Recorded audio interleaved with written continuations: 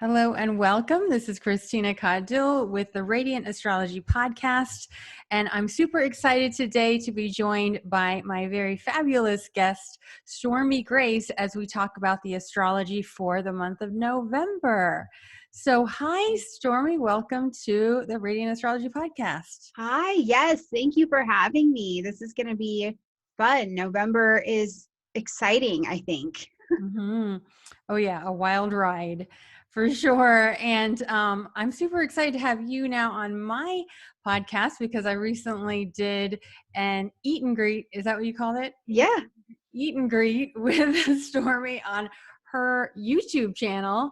And that was all on Jupiter in Capricorn, which luckily is wrapping up soon. We looked at both the, highs and lows of Jupiter and Capricorn.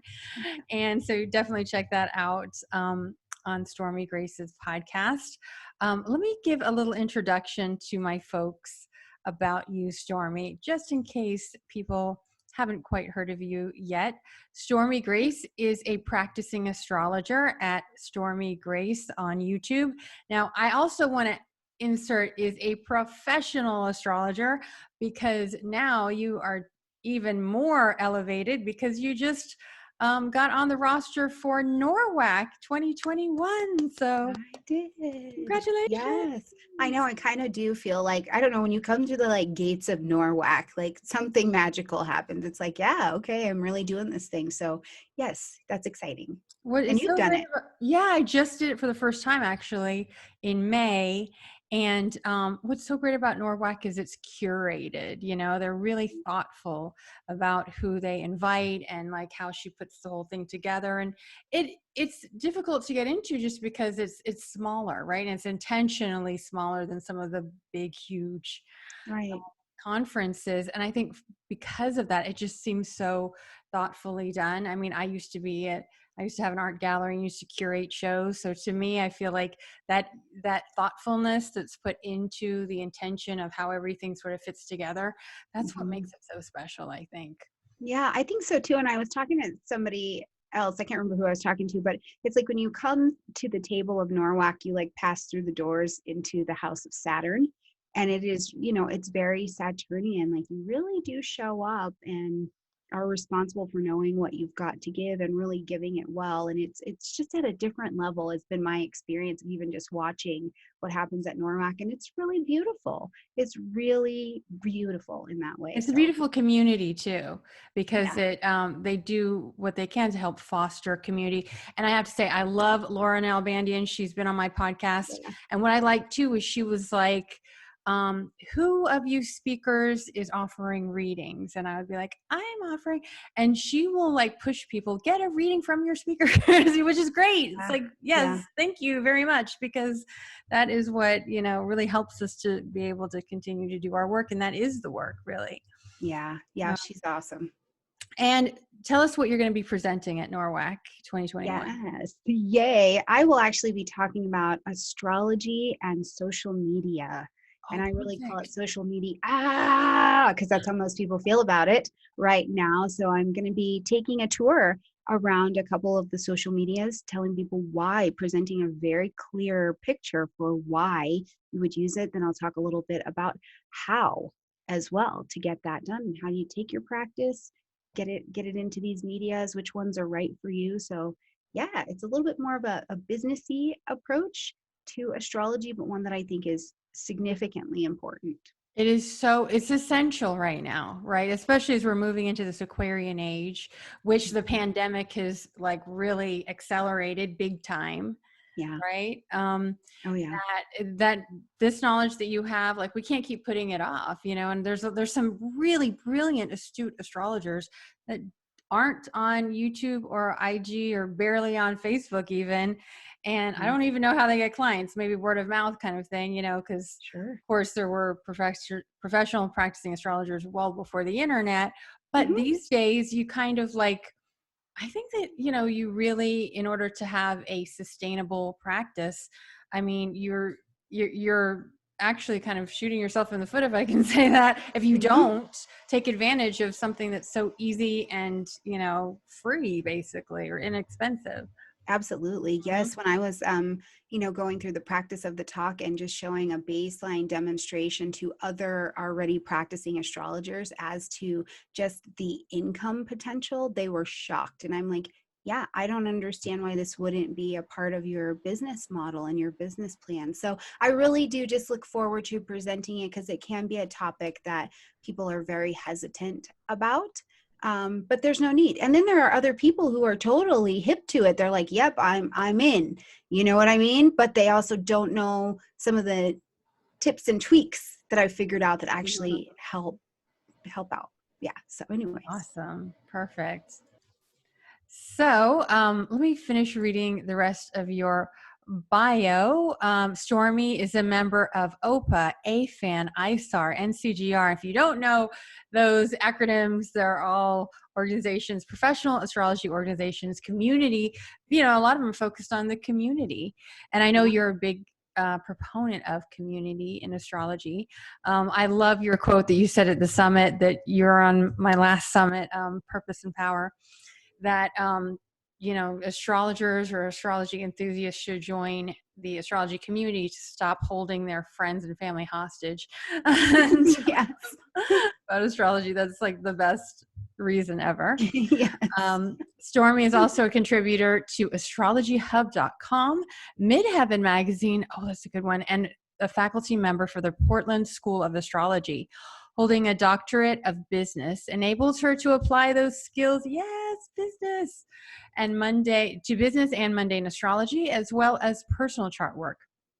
Under the study of Kathy Rose and with the guidance of other astrology mentors, she continues to expand her astrology skills and practice. What is your specialty when someone comes to you seeking advice, seeking astrology insight? Is there a specialty that you really have to when you work with individuals?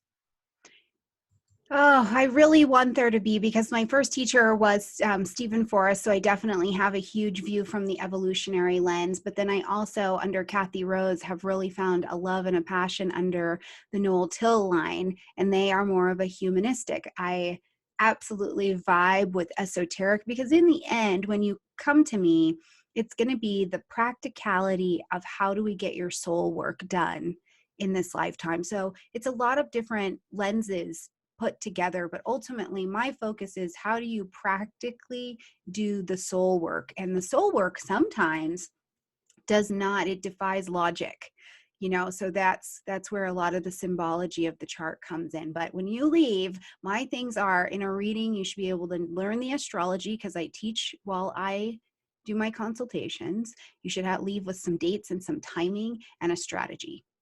That's what all of my readings look like. Sounds really empowering the way It you talk is. about That's it. that's the idea, is for you to leave giving yourself some grace for right where you're at, and then take a deep breath and look around to see what you need to do the work. Yeah. Wonderful. I love So that. all of it. I just am practicing everything apparently. I can't wait for when you launch the thing on like how to have a YouTube channel or whatever. You're still doing that soon, Yes, they right? are still working, and I was going to launch them one at a time, but then I came up with this idea of what if I just took people through 30 days worth of building this thing? So I'm adding the rest of the days in there so people can just, bit by bit build this thing and know that it's pretty solid. So it's more than just putting a video on YouTube and just hoping people find it. There's like more tricks to it.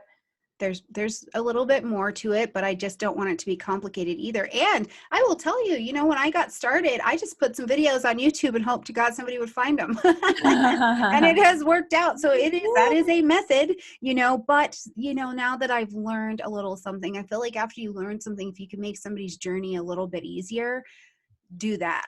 So Mhm. that's what I'm trying to do. So I've decided to put them into a 30-day kind of segment and show people step by step how to build it, how to do it, and how to think for themselves, because a portion of it is building your business plan.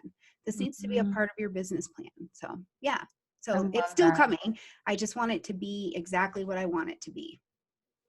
Because even if you're in astrology for because you really just want to help people and serve people. I mean, the more that you can get your whole act together and you enable people to be able to, have the clarity of how to work with you and how you can sustain yourself. Some people get, I think some like more Piscean or more, I don't know, the woo-woo types get like kind of afraid of these businessy marketing type words, but really Sure. they're there to help you continue to serve people. Yeah. That's really what it's about. Yeah. And I mean, for everybody in this field, one of the things I think of is I talk a lot about resource allocation, and that is, do you have the time? Do you have the money? Do you have the energy to get these things done? And if you're just giving and giving and giving, and there is no receiving, whatever that receiving looks like, we diminish and deplete really quickly, and you don't want the thing that you love and that you want to give to turn into a resentment. So just stuff like that. But anywho, that We is could all totally coming. talk about that for an entire episode. But I know my members of my Radiant Astrology Soul Circle who are here watching us in the room. Hi, my Hi, friends. everybody. They want us to, I'm sure they're eager for us to They're get like, get on with it. on. No, they're great. They can just take it all in. We definitely want to hit the astrology for November. And I wanted to actually begin, and I'll show the chart here in a second. And Stormie, I put some of the major dates in your chat just so we can kind of keep on the same Sure. wavelength. But if you see something, say something, as they say, But we probably want to start with that October 31st Taurus full moon opposite Sun opposite Uranus. Because, of course, that's just the day before November 1st. And isn't it great? We're talking about sustaining ourselves, Mhm. how we make our money, how we earn a living. And of course, it's, always part of any, any adult conversation is what do you do for a living? But Right. this is like, how are we sustaining ourselves? I mean, look at that. We've got Yeah. the 8-degree full moon, sun in Scorpio, moon in Taurus. I didn't have an exact time, but it's basically going to be 8 degrees right there on Uranus. Hmm. And I will say, first of all, I'm in my Uranus opposition. I'm just kind of coming out of it. I think I'm finally about to come out of it. I've actually really loved it. It's been like so Sure. liberating. So anybody who has Uranus in Scorpio, this is like born in the about mid 70s, the Pluto and Libra generation. There's other generations too, but this is like, the people who are like in their early 40s, early to mid 40s, then it would light up your Uranus opposition. So those of you listening, keep an eye out for that. And also the Pluto in Scorpio generation, you might want to keep an eye on that too if this is hitting your Pluto. Any full moon, as we know, it illuminates things. And in Scorpio, we think illuminating, what's been hidden, illuminating the shadows.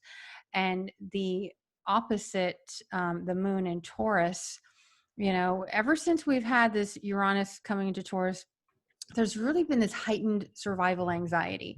And I think it's led people to either, there's the fight, flight, freeze, or accelerate, just Hmm. like what you were saying, Stormie. It's like, I maybe even a couple of years ago, it's like, oh, do I really need to take a class on, learning how to do a YouTube channel? Now it's kind of like, yeah, you kind of do, like Right. it's like we can't be putting off.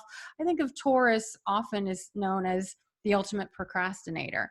And ever since Uranus entered Taurus, hit Taurus like an earthquake in 2018, there's been a lot of like, I can't be putting this stuff out. It's my survival that matters. Hmm. My very survival means, a lot of people having to learn how to teach their children at home, having to learn how to be a teacher and a parent, those kinds of things, what we have to do to accelerate our lives to get up to speed because our livelihood depends upon it.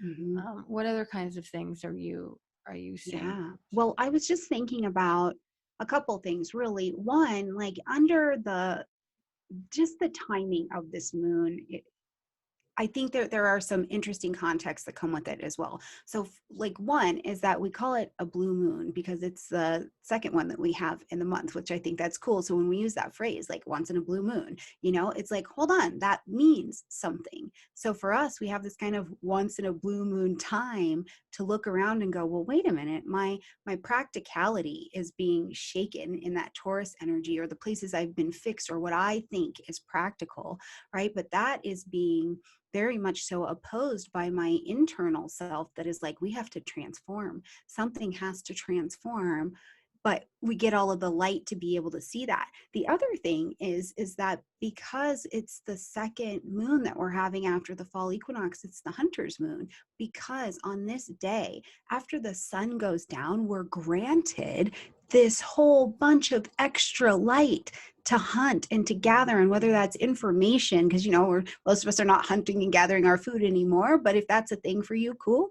But we get to hunt and gather the information. We get to seek under this particular moon. And I think that has incredible significance as to why I would change, because Taurus is not easily convinced to change, you know? So there has to be some kind of real emotional spark to their safety or to their security to make a move. So we're certainly granted that with Uranus. I always laugh. I'm like, Uranus is like shaking and not stirring Taurus over here.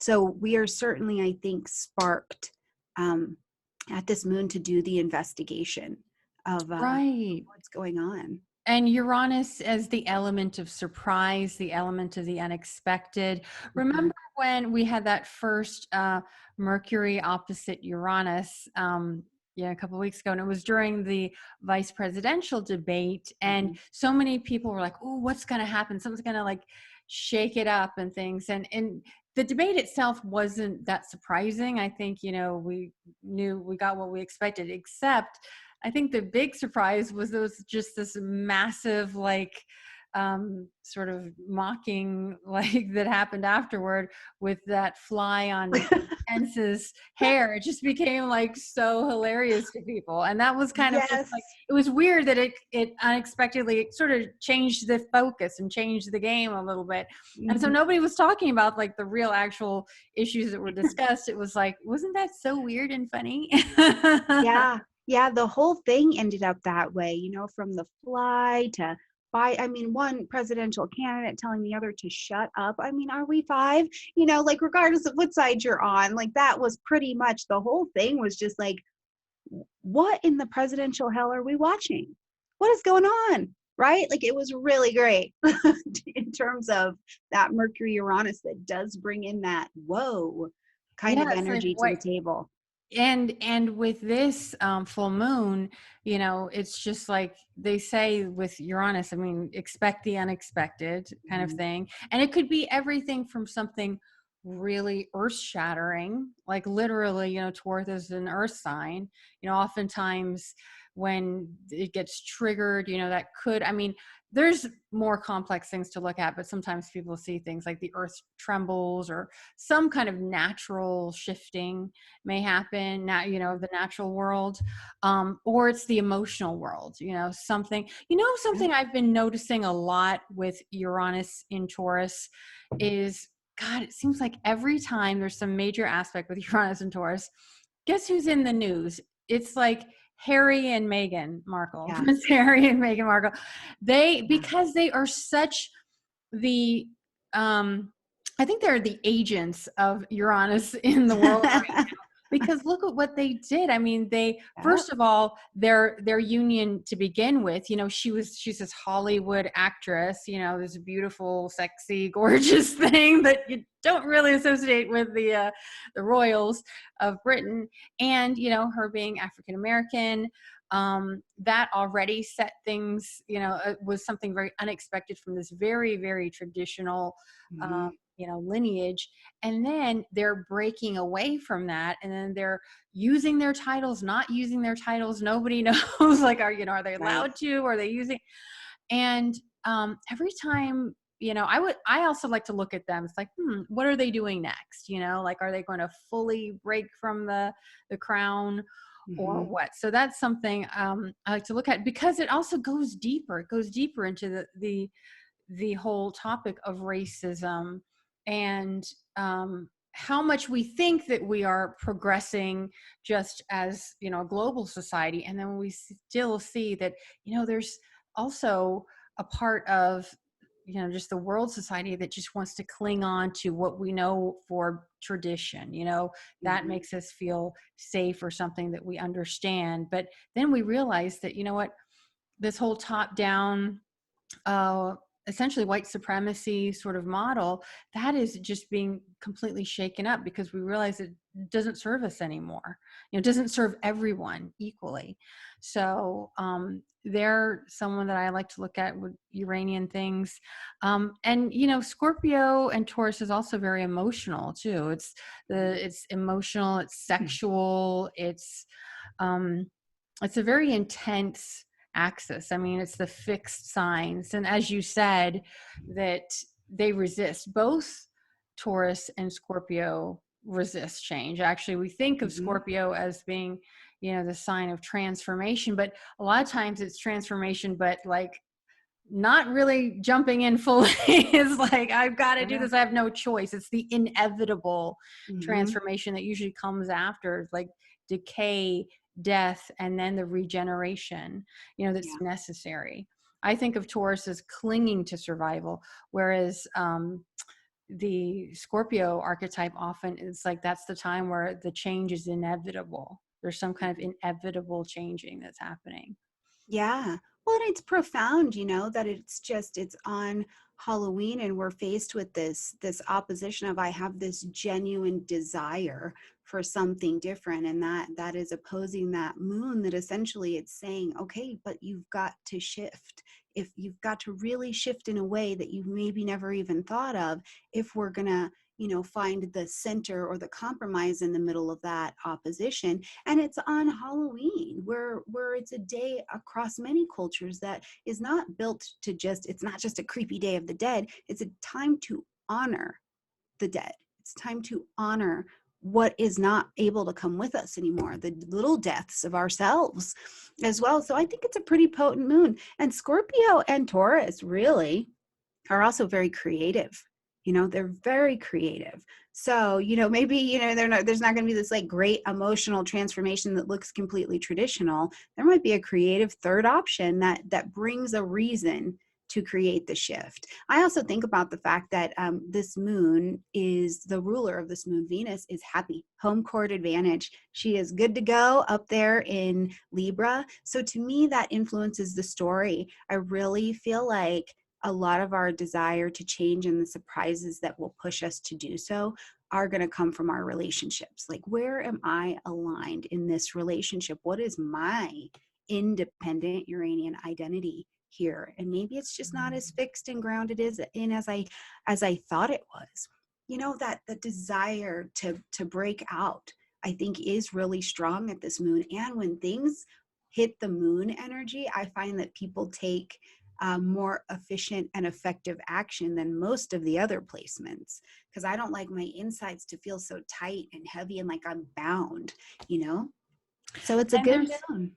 yes, I'm also noticing that Venus is opposite Chiron, Mhm. right? And Chiron in Aries, and Chiron in the sign of, you know, independence, right? And identity. And, you know, Chiron in Aries this year I've been seeing is like the wound, you know, Chiron's a wounded healer, but in Mars's sign, with Mars there, it's like the wounded warrior.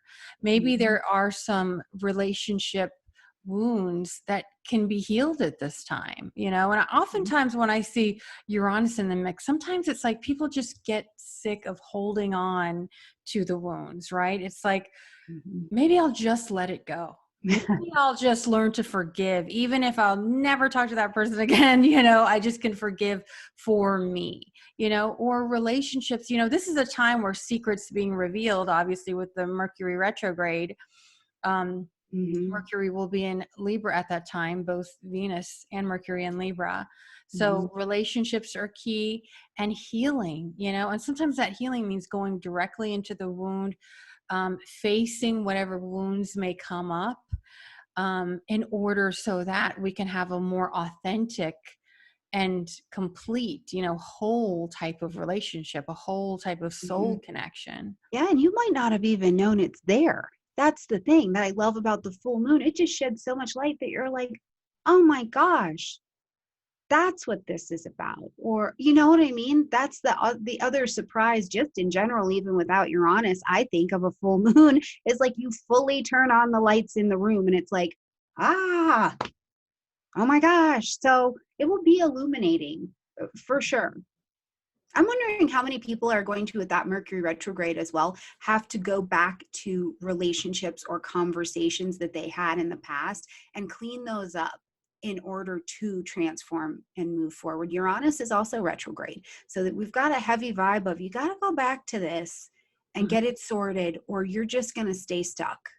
So, and then we bring that and you apply that to your own life. And what does that look like for you? And I also think of, with Mercury in Libra, I think a lot of contracts, like literal agreements, contracts, like the marriage contract or any contract. And when it comes to sort of, Venus is in there, then to me, that's like, what kind of agreements do we have in our relationships? Maybe even, I think of assumptions that we make. I assume that we're going to, we have this agreement in this relationship, and then maybe we may find that, oh, maybe our partner wasn't sort of on the same page, right? And so these are the times to really get clear on your agreements, all kinds of agreements. Yeah. And then Mercury goes direct, thank heavens, on the 3rd, which is actually voting day in United States. If you haven't voted early, which I highly suggest you do if you can, but Mercury direct. Now, a Mercury station is usually the most wonkiest times, right? Like those few days around the Mercury station. Mercury direct, we like to think that it actually coming out of kind of the murkiness.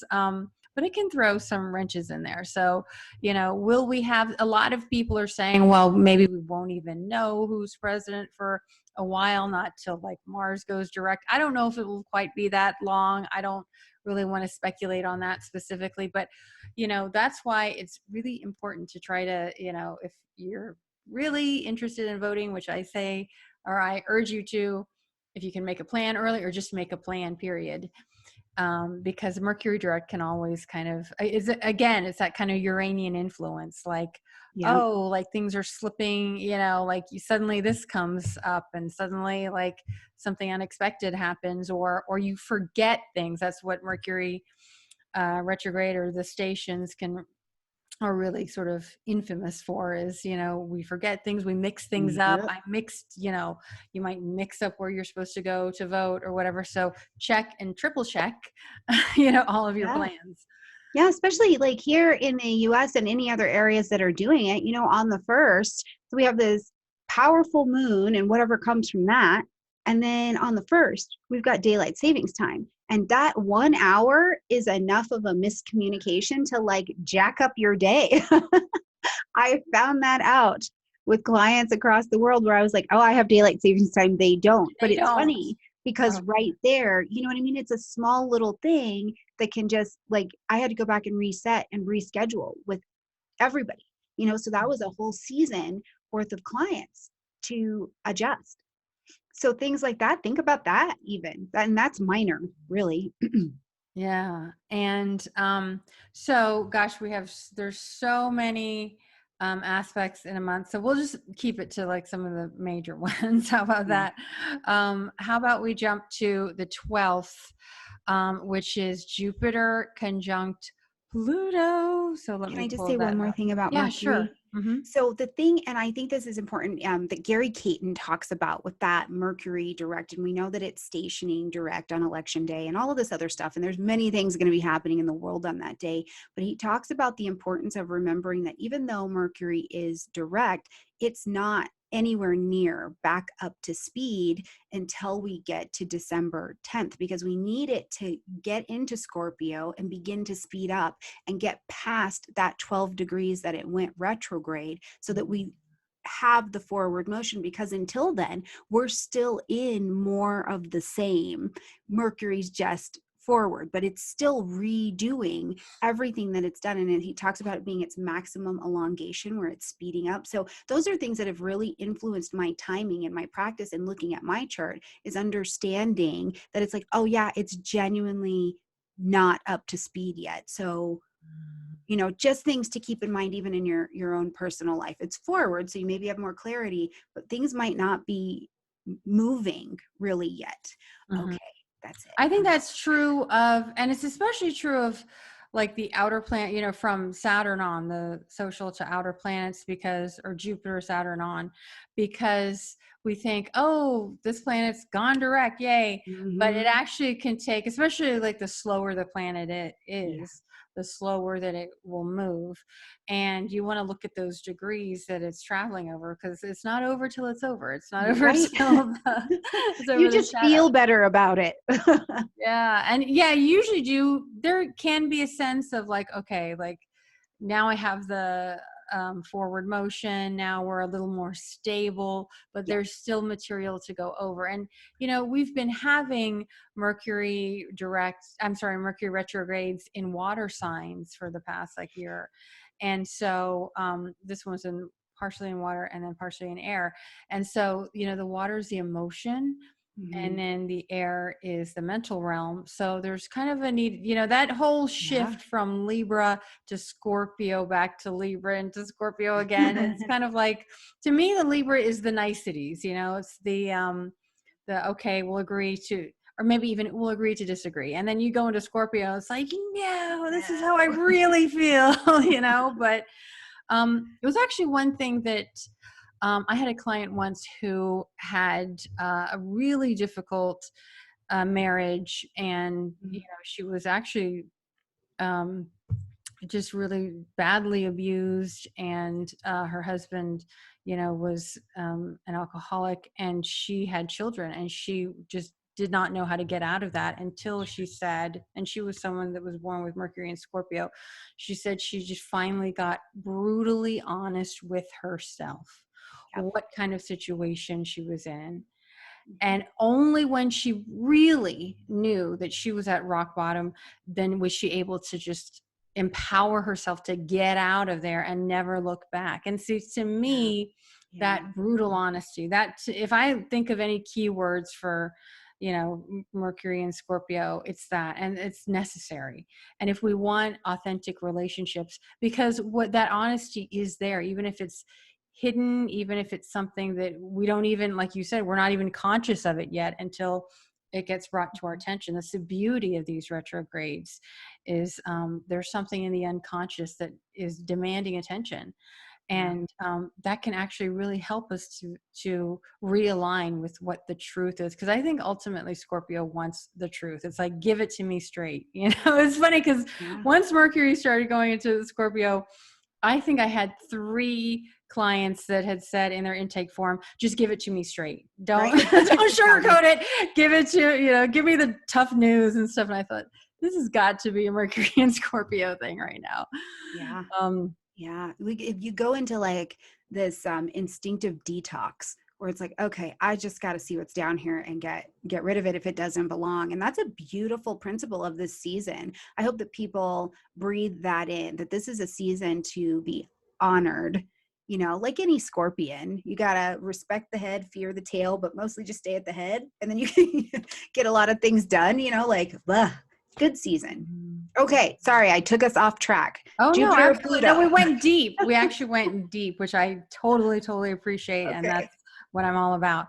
So then around the 12th, and we'll look at the chart in a second, Jupiter conjoins Pluto. It's exact on the 12th, but because again, these are slow movers, it's essentially an orb, I would say like a week before and after. I mean, it's so, I considered November, the mid-November or whatever, to be the final Jupiter conjunct Pluto, because let me see, I think they're both direct now. Yeah, they started off both direct, both went retrograde, both direct.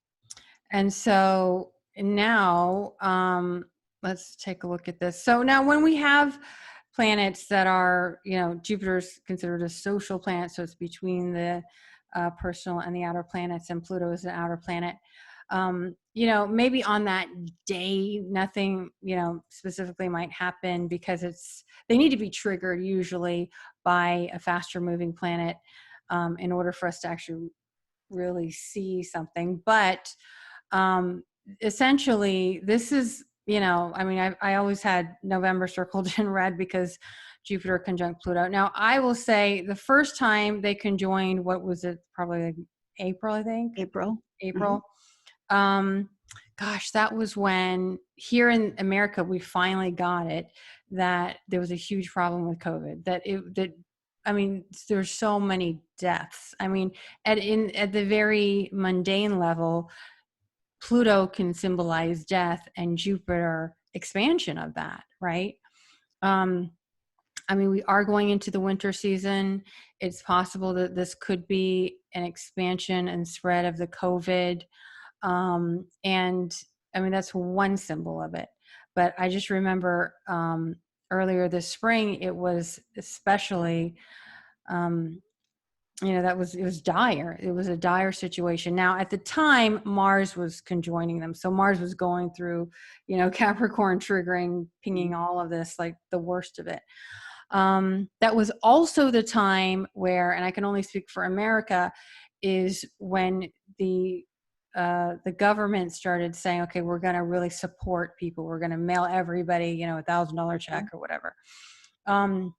Again, Mars was going through there, bringing the bravado. Will we see the same type of thing? I don't really know. I can't really speculate, but I do see both Pluto and Jupiter often also symbolizing big money. Somehow big money, big power, with Pluto usually being power. Jupiter, is expanding these things.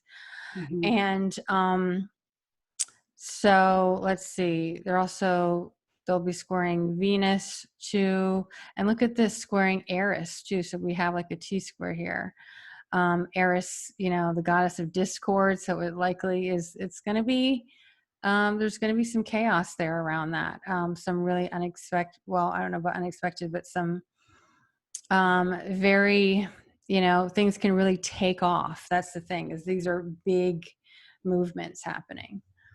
Yeah. The thing I actually like about this particular T-square, which sometimes there's not, it's not quite a lovable aspect, but the one thing that I think is great is that this is the third of their coming together. And so the way that I've been talking about it is, when they came together at first in April, they become like Sonic the Hedgehog. And I don't know if anybody's out there has like played that game, but there's this portion of the game where Sonic, this little hedgehog, he eats what's called the Chaos Diamond, and then he starts running really, really fast. And the idea is for him to be as productive in like 25 seconds as he can be. And he gathers all of these coins and these gems and all of this stuff. And it's really this cool moment. And that's the way I teach Jupiter and Pluto. It makes you driven and passionate to do something, to take something, to take chaos and turn it into success. But as they came together in April, we were thrown in, and it was like, oh my God, I better figure something out in a personal level, right? But then whatever you started to figure out as they came together in June and they were both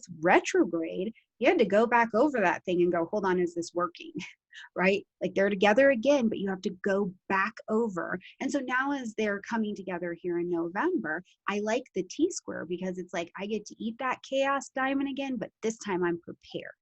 And so I can take something, whether it be creative, whether it be a talent that was hidden, whether it be something in my newly found identity through this year, and make it profitable in my life. And I love that coming into that T-square, because where it comes out is, like you said, big money. I don't know that you had any idea that you could take that thing and make it as profitable as you're going to be able to. And then in that global scale, you're right. We got the stimulus package. At the retrograde is when they thought they had it together and were going to offer it again, but it fell out. And now it could potentially be back on the table again here at that bigger level as well. So it's a I think the chaos diamond. That's what's great about, I mean, I don't consider myself necessarily a mundane astrologer. There's people who are much better at it than me, like saying like what might happen in the collective. It's worth it to kind of see what kind of, especially when we talk about the social and outer planets, right? Because it's bigger Right. than us, and that is the landscape that we're in. But ultimately, what can we do about it? You know, like I mean, Right. yes, we are part of the collective, but the collective doesn't have consciousness on its own. We have consciousness, and so you know, what am I going to do with myself, my time, you know, my focus? And what's great about it is, you know, I don't know about you, Stormy, but I definitely took 2020 by the Mhm. horns. Yeah. Because of this, right? Because Mhm. I mean, if anything, I mean, I have a lot of Capricorn. I imagine you probably too. I Capricorn. don't. Oh, you don't? Okay. Mm-mm. Um, how Mm-mm. about cardinal signs? I have my Venus and my Mars at the Aries point, and the Oh, rest of my planetary energy is Libran. Like I have a whole stellium in Libra. I got a lot of Venus and Mercury working in my chart. Those are my primary energies, and then Uranus down there on the IC. you know, I just recently understood that Libra actually traditionally has a lot to do with business because in the Hmm. traditional world, you know, whenever you would go to buy something, you would have to weigh it with the scales. And so I was like, wow, I never really thought about that. So yeah, Libra isn't all just beauty and harmony, it's business too. And Yeah, so and mine are all in my second house. So I'm like, does that make sense for your money? oh yeah. Oh yeah, That's why I definitely. love when people are like, oh, I have a business question. I'm like, bring it. And and I just asked that because like all of this, you know, pressure in this sort of Capricornian realm is let's make something real in the world, you know, let's get Mhm. it done, like just get it done big, you know, you might as well go big, right? Because you don't know when, you know, you're going to have this opportunity again. And Right. what I love is look, we've got the Scorpio sun is sextiling it, Yes. right? And you know, Yes. we'll be exact in, you know, the I think around the 14th. And at, you know, and we have the moon coming up for the new moon. And we also have, you know, they're essentially aspecting the lunar nodes too. So to me, whenever we have that aspect of any aspect really, that's kind of these shifts of fate, these decisions that Sure. can really shift our path. Sure. Well, And I always teach like when the planets have sex, that's good for us because you can't do that particular act without moving. So instead of just being that trine that gives you the pocket of opportunity in a sextile, you're provided the pocket of opportunity, but you're going to intelligently take action on it. And if we think about the motion of that couple days, Saturn and Pluto come together, you eat your little chaos diamond, you are motivated, there is passion behind that. On the 13th, we see Mars come out of retrograde. Now you do have a little bit of motivation to go do it. And then the very next day, we've got that sextile. So it's like, boom, you've got a good couple days right there to take an action that could shift your life forever. mhm. Yeah, because, and you know, this is really the value of knowing astrology, knowing your own astrology too, because a lot of times people will look at the astrology weather and think, oh my God, it's chaos. Let me just, you know, sit, like wrap myself in like, you know, my robe and like, Yeah. and cover myself with my blanket and just like lay in bed until it's over. Well, yeah, sometimes things do get very volatile that you got to be careful out there. But like you said, I mean, it's, you know, you have to live your life the best that you can, you know, and these obviously these aspects hit us differently. For some people it's super empowering, for some people it might be too much, right? But you need to find your own equilibrium with them, your own pulse, you know, Yep. as it aligns with these aspects. And yes, like you said, Mars goes direct Friday the 13th, November the 13th. Oh my God. Um, and that actually, I don't know what have you been thinking about the Mars retrograde in Aries? You know, one word that seems to be coming up a lot I've been hearing is backfire. Like when Mhm. people tend to like, oh, I'm just going to go for it. And it can backfire. It's been backfiring a lot, or people have been shooting themselves in the foot, you know, because your instincts may just be off. We may be overdoing it or underdoing it, and then sometimes it does totally work and you hit the Right. bullseye, but it's just been all over the place. But the one word I keep hearing is backfire. Like, for instance, and I'm going to get a little political here for a second, during those debates, the presidential and the vice presidential, both, Trump and Pence, they like just bulldozed over the moderators, right? And even their opponents, and they just like spoke over them and stuff, which, normally you would think, oh, that's the strong man, like no one's going to stop him, kind of thing. But it didn't really read well with the audience. Most people, it seemed like most Sure. people thought, that's rude. Especially it's like a woman moderator. It's like, that is just rude. Like, Mike Pence, the one thing he had going for him is he seemed polite. And here he is, like, bulldozing over these women. And you're kind of like, he must have been coached. He's not like that. He seems like he's at least polite. And it backfired, And so it's these kinds of things which, normally, I'll give you another example. Just in my own life, with my husband and I, we were moving, and Yeah. generally we are in, good step, we're aligned with making decisions, like checking in with each other. But the times when there was a little like volatility there was when we would make like a unilateral decision, like just maybe out of rush or panic. Like, he would make a decision without checking in with me, didn't like that, or I would make a decision without checking in with Mm-hmm. him, and that would really tick him off. And I realized it's like, we got to stop just doing things on our, this is both of our decisions, it's both of, our lives, that we're trying to make decisions for, that we need Yeah. to do our Libra thing and check in with each other. Because sometimes, even, with good intentions, that Mars being retrograde has, it's kind of just maybe not given us the type of results that we've been, our instincts have been guiding us toward.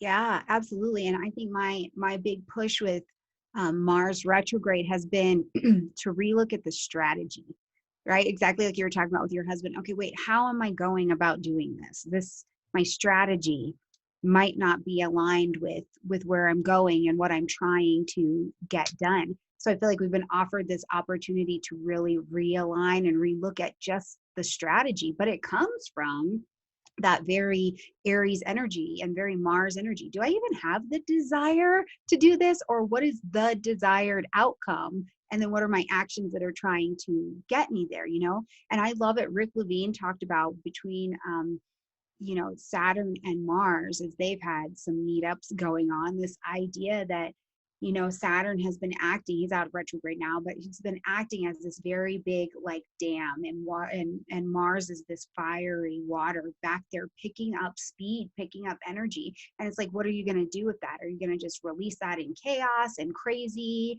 and burn your life to the ground, or something else? So I think it's this place of, I get to relook at my strategy and figure out, when Mars comes out of retrograde, am I going to move forward really aggressively, or am I moving aggressively or assertively? Because assertively gets me so much further, so much further. And even, as he is retrograde, maybe assertively going over the strategy from the past. Like, I love the example of you and your husband, because that's exactly it, where it's like, okay, hold on, this is not working. And even though it's like, I meant well and I knew he meant well, it just, at the end of the day, Right. it's like, wait a second, no, but I have a whole other agenda here, when it comes to where Right. we're going to live or how we're going to live. So yeah, it's important to be our own self advocate in the world in general. And that's what Mars can help us do, especially Mars and Aries. But as you said, strategy, that takes some thought and Mm-hmm. then action, rather than just straight up reaction, Yeah. and because that immediate reaction can get us into some hot water. So Mars station direct, I'm very happy Mars is going to be going direct. The station, we might want to watch out with that, right? Because Sure. that can, anytime a planet stations, we really see the effect of that planet. So that's around that Sure. Friday the 13th. Oh my God. And that is just before the Scorpio new moon on the 14th, 15th, depending on where you are. Let me see. Let's pull up Okay. that chart. And oh, that one is interesting for me because that one is on my North Node. Oh, okay. So that's So quite there we go. illuminating. Actually, it's between my North Node. It's actually at the midpoint of my North Node and Venus. I realize it's at 23. So, a new moon in Scorpio. I mean, again, Scorpio, I find Scorpio to be about depth. It's our own personal depth. It's aligning with uh, our personal power, right? And I like to think of sort of the Scorpio archetype is when we can consolidate our own power, meaning when we can center on ourselves. What do I want versus, having to sacrifice our own power to something else or for something else, but like really consolidating, knowing that you are the master of your destiny. I mean, that ultimately is what I think Scorpio can help us to align with. And, that starts obviously a whole cycle with that scorpionic archetype. And let's see, it's aspecting Eris. Let me see, and you said and sextile to Jupiter Pluto. Yeah. So that's really powerful. Sextile. I think the Scorpio Capricorn sextile already is that incredible determination, that you will do it. You will get it done. You will climb that mountain. You will, God dang it, no matter what, I'm going to succeed, like what are you getting from that? Yeah, that's what I think. And I think a lot about at this moon that we've had a lot of Mercury time, blowing through Scorpio just in general, because even before the retrograde, he did make some progress in there. So we've seen some things. We saw some things in our relationships. So at this moon, I think a lot about the vulnerability that comes with Scorpio. They get this rap for being deep and mysterious and guarded. And I'm like, they're one of the most vulnerable signs ever. So they are going to guard their vulnerability. But that's the pathway through vulnerability. Brene Brown talks about that. That's the way forward is how do I show up in a state of vulnerability and create that intimacy, because it is that level of God, this is just what I've got, that I think speaks to that Jupiter Pluto, which is like success. Like, this is just what I am. This is just what I desire. This is just what I'm passionate about. It's rigorously honest. There's no BS surrounding it. And I'm going to just go for it. So we get to plant those seeds of intention at this time to really speak to whatever we found out, I think, at that Jupiter Pluto conjunction just, a few days earlier, and go, yeah, that's it. That's the thing. That's the thing. I'm going to do that. I love that.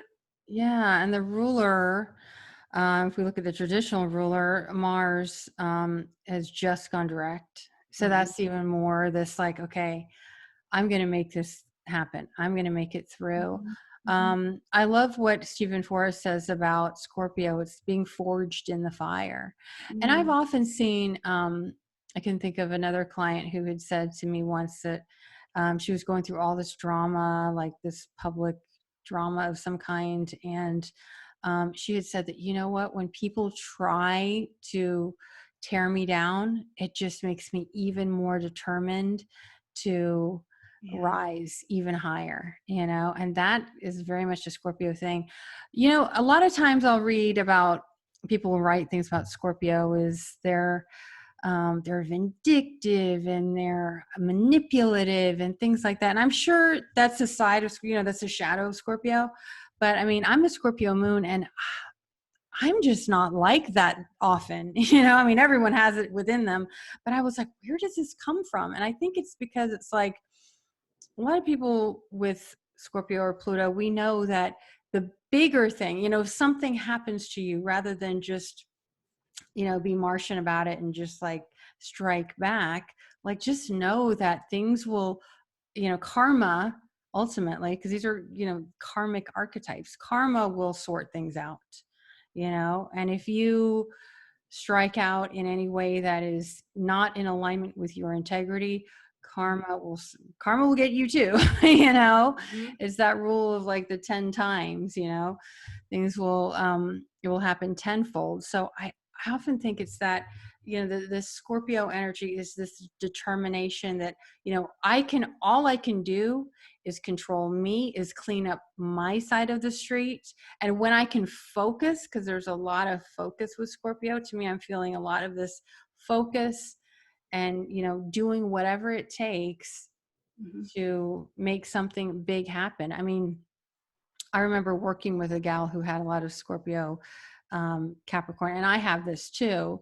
And I knew that I have some determination within me, but man, when I've worked, there's a couple of times I've worked with people that have had this sextile, Scorpio, Capricorn, and man, I mean, I'm just like, wow, I've been so impressed with how they can just pull something out of nowhere, you know, and really rise to the occasion. And who knows what the impetus is. You know, we don't know exactly like how it'll happen, but we can see energetically that there can be this real determination. And when you are so determined that, you know, no matter what happens, I know I can rely on me. I know I can take care of me. You know, I know that I will be the one to be my own hero, my own superhero, my own savior. That's kind of like the sense I'm getting of that. You know, no more gurus outside of yourself. You know, Sure. you are your savior that you need right now. But I think it does leave space there with that Jupiter still being in Capricorn, where truly, because I think that we show up to all of these events at different evolutionary places within those areas of our chart. So I think that this is a phenomenal moon that makes it easier to see if you do need help.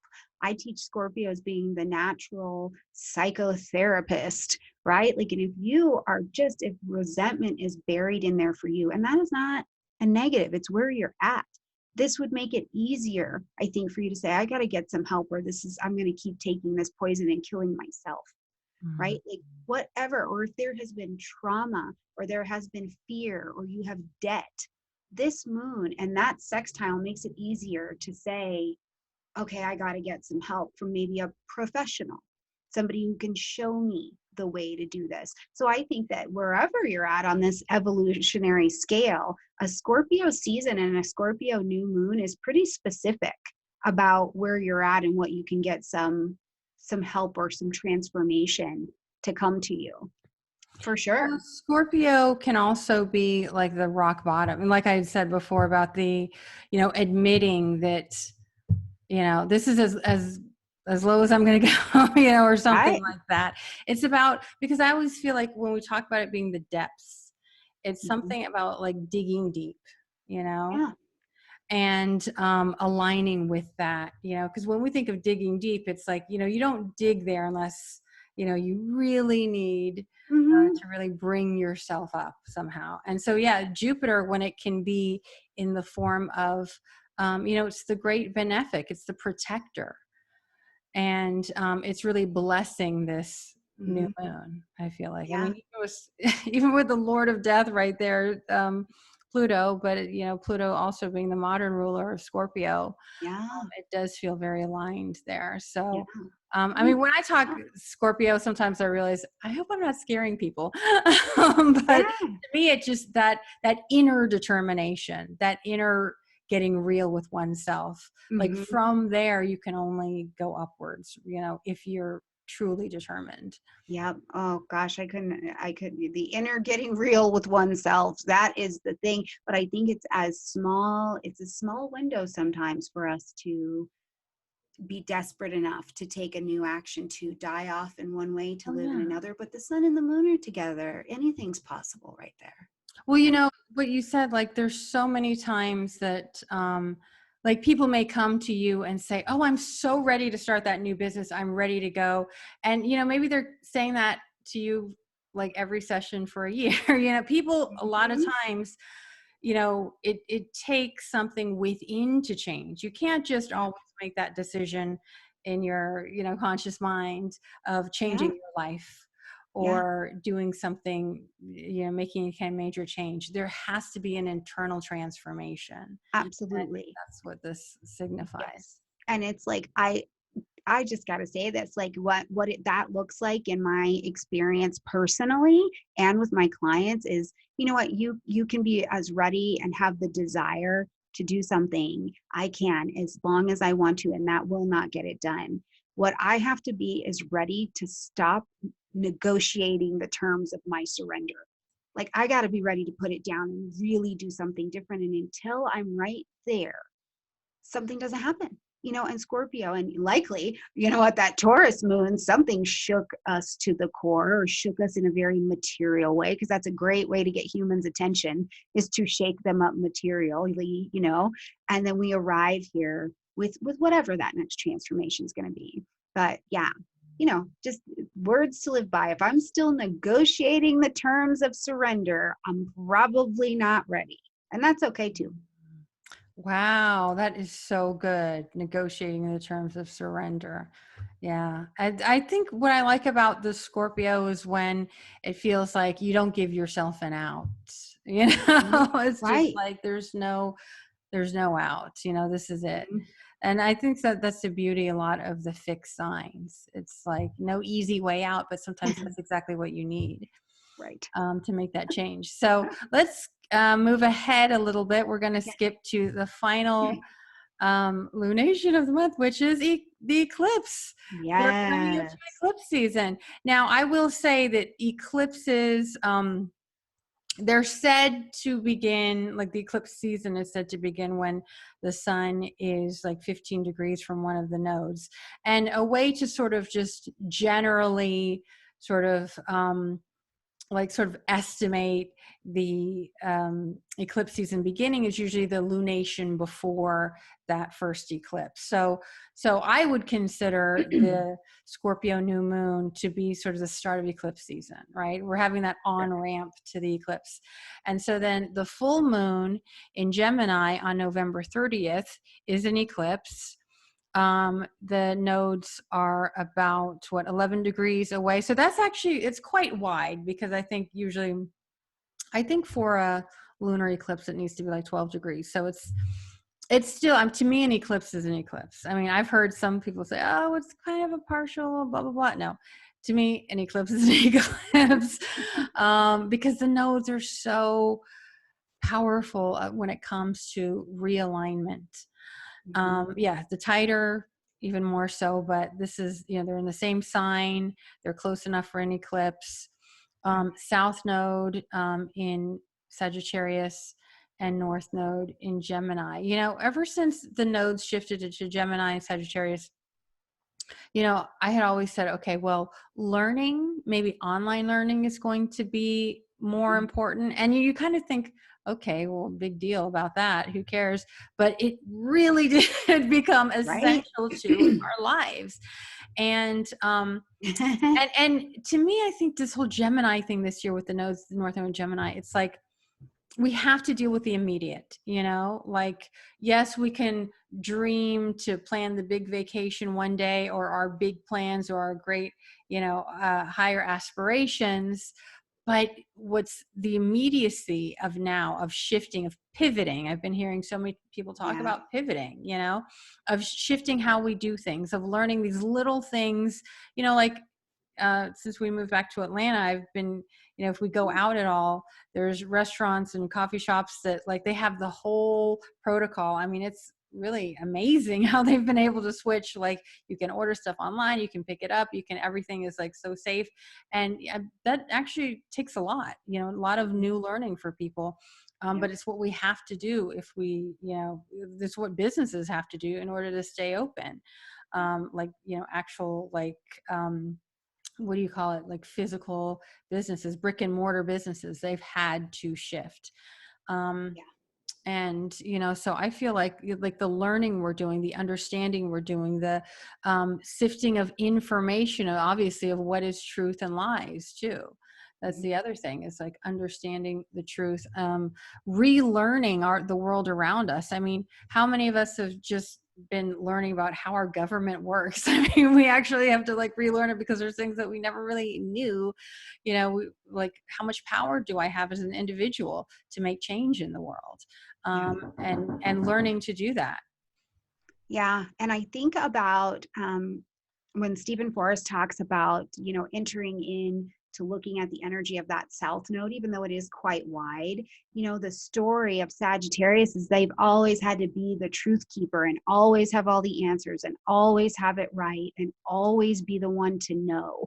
And now we're in this time frame where it's like, no, I have to go back to being a student because what I think I know. And when people are like, I know, I'm like, oh no, let me tap out here. Because if you think you know, you might not know, right? Like, and that's the thing, is moving into that being very much so a student of conversation, a student of new ideas and information. And then we throw this moon in there, and I think because it is next to the nodes, it's okay. So then as this eclipse is happening, but it's there next to that node who's always had to have all the answer, which is a very compassionate way, I think, of looking at the nodes. The way Stephen Forrest lays it out is like, I had to.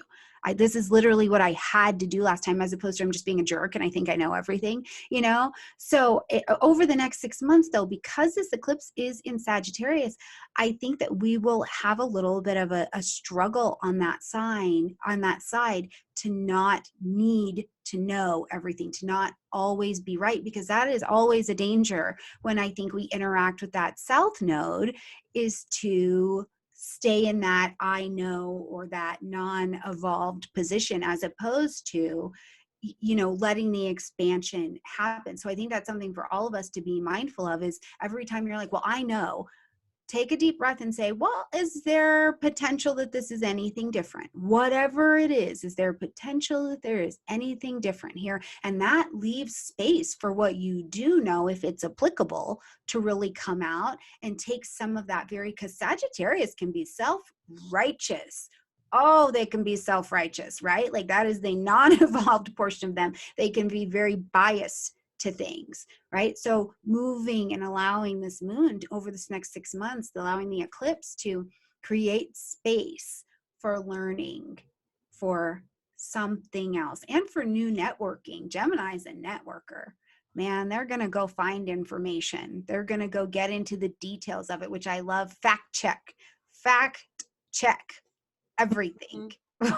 You know what? I'm also realizing that the solar eclipse in Gemini in May 23rd, was 2 days before the murder of George Floyd, right? And remember that. Remember how that was such a heated time. And that actually was, I mean, one of the main things that was coming up was this idea of racism and our very language that we use around racism. I remember the guy who wrote the How to Be Anti-Racist. He just really became elevated because I think he really helped to give language to, how we engage with this whole idea in the world, and like awaken to how racist we all are. And it's funny because, and the whole thing with white fragility came up too. It's like that just became part of the like language that a lot of us hadn't really understood before. And it was something that people had to know and had to learn. And I kept seeing everywhere people saying, have you read, this book yet? You need to read this book. It was like, you need to educate yourself, and don't rely on other people to educate you. We have to educate ourselves about the world, the very world we live in. Right. So it's interesting. Like, I don't know that it'll be an exact echo of that, but, again, it's when we have these eclipses along these axes, right? Now it's moving to Sag Gemini from the previous Capricorn Cancer. We're going to have a lot of this. We have to educate ourselves. And I also see this a lot, like just in general online, like people that have a presence, a social media presence, and then you have commenters like saying, oh, can you teach me about this, or can you tell me about this? And I know this one gal who said, Google is free 24/7, but I'm not. You can you can book a reading or whatever. And I was like, oh, that's so great. It's like sometimes we need to empower ourselves to learn ourselves, rather than just expect other people to tell us or to teach us for free, or use their own resources, their intellectual resources and things like that. We can't take advantage of other people like they are Google. No, like they are humans too. They have limited resources, and it's up to us to educate ourselves on very important issues. So there may be other really important issues that we find. How have we been educating ourselves? Because it Sure. being like an eclipse or a full moon, then we may find that, like, have I been good about educating myself on these very important issues, whether it's racism, politics, or whatever it is that's presenting itself as very important in your life. Um, Gemini also has to do with language. To me, it's like Yeah, learning a new language. Like it we're all is. having to learn a new language in how we're moving into this, new era. Yeah, I am literally learning a new language. Oh my God, Korean. Wow. That Yeah. must be, I mean, it's hard enough to learn another language with the same alphabet, but I can only imagine we have to learn new characters. Oh no, it's been fabulous. But for me, in the energy of language, all I've ever wanted to be was a polyglot and speak multiple languages. So this is, to me, has been a coming home to something that I wanted to do anyways. But it also took me out of that very singular focus of, oh, things are only happening in the Western world, right? It's like, well, wait a minute. There's a whole other space outside of here that have their ancient wisdoms, their ancient truths, their current conversations, their joy, right? Like what's the joy in Korean culture that maybe I forgot about here in the United States, And it's been brilliant. So, to be able to interact with things that are happening around me in this expanded way, that there's more, kind of has brought some gratitude in as well. And in my own home of learning, my youngest daughter said, oh, I want to learn Korean too. So now we've got a whole other How communication old and is she? conversation, right? What's that? How old is she? She's 14. Oh my God. Yeah. So do you see what I mean? Like, even from a personal standpoint of just what's happening in my home, I have teenagers. I have a child that's getting ready to be 17. I have had to not know what I think I know about her and give her space to teach me and give me space to learn and engage her different, and literally start learning a new language with my 14-year-old and a different language with my husband. And what does this look like? So even if we just take it down to the personal home zone, these eclipses and these nodes have just given us a space to blow open and have our cups filled. But if your cup's already filled, nobody has anything to offer to you. Mhm. Nobody. Oh, that's so true. Because like you said, we may find that as much as we resist learning and understanding, this is what these eclipses do. They say, no, you've got to, it's time, like you are far behind unless you've learned, what is necessary. And it's so funny because some of these things, like we like to, with astrology, especially evolutionary astrology, we think, oh, about transformation and the soul. And sometimes it's these, what eclipses do is they elevate what seems very mundane, Mhm. learning a new language, learning, how to get on Instagram or whatever. And Right. it just makes it like, wow, no, this is part of my destiny. This is Yeah. important for me. It's going to open up a whole new doorway for me. And like for me, I've been a lifelong student of French, and I'm like a different person. I'm like a whole different Mhm. personality when I'm speaking French, so I think it's so cute. You and your Right. daughter will see a whole other side of yourselves when you're, speaking this new language. It's beautiful. Absolutely. And isn't it neat though, right? We've got all of this stuff happening in Aries, and Chiron in Aries, the wound to my identity. But it's like, well, what are the principles that guide my identity? Because as Chiron comes out of retrograde, I got to go actually be that person that I Mhm. found out. And maybe that identity is way different than what I came into 2020 with. Because I'm like, well, hold on. There's more, or it's okay for me to be different, right? The other thing is, look, we've got Neptune squaring the nodes, right? By 1 degree. So that Neptune square to the nodes is getting really tight finally. 'Cause it's been in orb for a while, and it will be in orb until about February, March. Wow. And when we think about truth, learning, understanding, that Neptune can really, Ooh, can really make things, I would think it can make things very polarized, because I remember last year, the last couple of years, when we've had the Jupiter Neptune sextile and square. God, those were times where it was so, people's opinions were like everywhere. I couldn't get away from Sure. everyone and their opinions. And the thing with Neptune is we can't shut it out. Right. It will seep through the door. It will seep through, Mhm. any kind of boundaries we put up. I think it's going to be a time where, I mean, Neptune can be everything from this enlightened, transcendental spiritual experience, but it can also signify sort of just the raw energy of nature and chaos and things like that. I think at its best, um, when I've seen Neptune activity that has helped to really just dissolve the boundaries between people. We realize we're all in this together, that, Mhm. how I take care of myself, it affects everyone else, that I have a duty and responsibility to care for my fellow human. I mean, um, the ultimate Neptune times are when we literally feel like we are all one. And I mean, that sounds like a cliche now, but there have been moments where, whether they're incredible collective grief or incredible collective just connection, Mhm. that can be a time of, I mean, even the killing of George Floyd, that did bring people together in one way. I mean, yeah, it's It polarizing. brought countries together. I do not love that that was the event. I don't think that anybody loves when it is a tragic event, but from Asia to the United States, France, we saw people Transcended hate. boundaries. Yeah. It transcended the boundaries, and you know what I mean? To see what happened with that in that collective moment was beautiful. I mean, other countries rallied. That is, when does that happen? You know? I thought it was gorgeous. And then what did they use to let us know they were rallying for the states? Technology. They said, "We're here."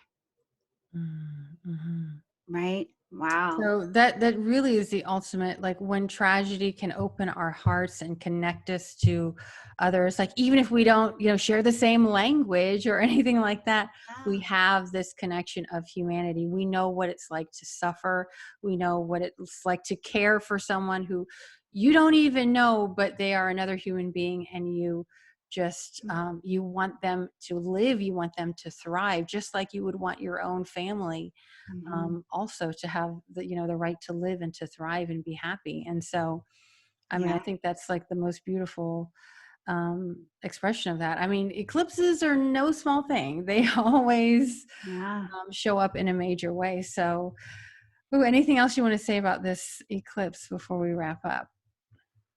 Just that, I don't want us to underestimate, just in general, that Neptune in Pisces, as well as the that gentle but effective opener we have needed across the world to look at our ancestors and to look at our past and to look at the things that are in between the world, and like have that revelation of those things, of like, why would we come together, why would we get new thinking, why would we expand forward, so it's this like glimpse of, we've already been here, and so what do we maybe not want to repeat going forward? Because Neptune and Pisces walk between the worlds. They walk quite far between many different worlds, so that we are able to be gifted with a view, a very big perspective. So I just think that is important to keep in mind, because there are a lot of cultures, people, families within your personal home where there's a past that's there, and we are offered an opportunity to not have to have the same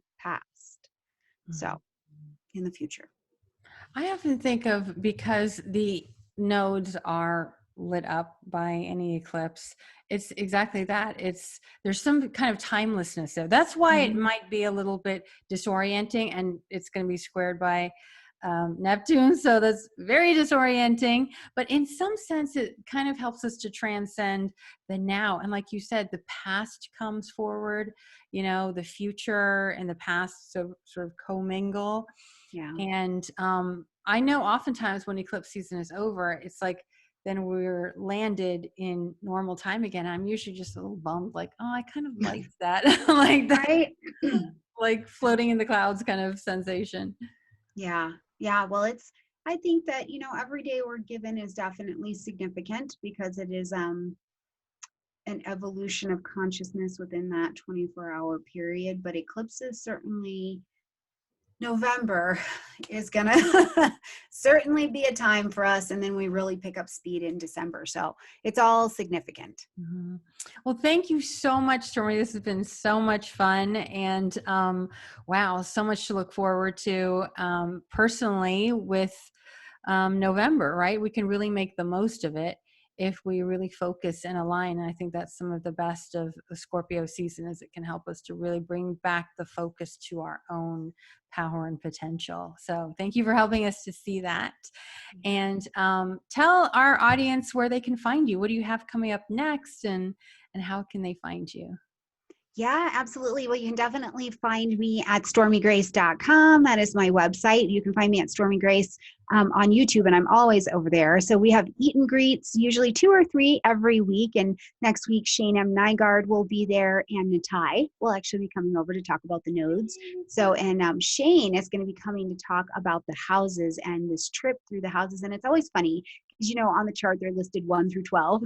And it's like, that's not actually the motion. So he's going to bring us through his investigation of that actual motion. So come and check that out. Eat and greets happening all of the time.